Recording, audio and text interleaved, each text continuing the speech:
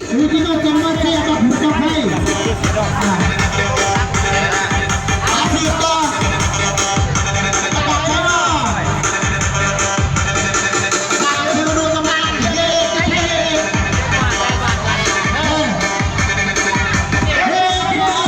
ประสานมาทางกรรมการในบ้านใด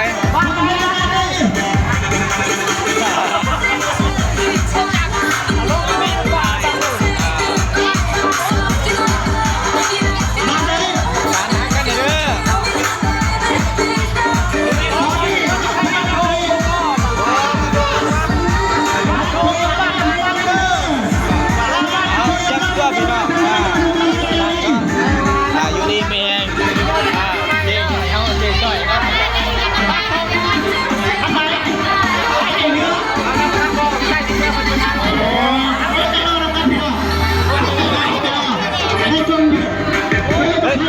เฮ้ย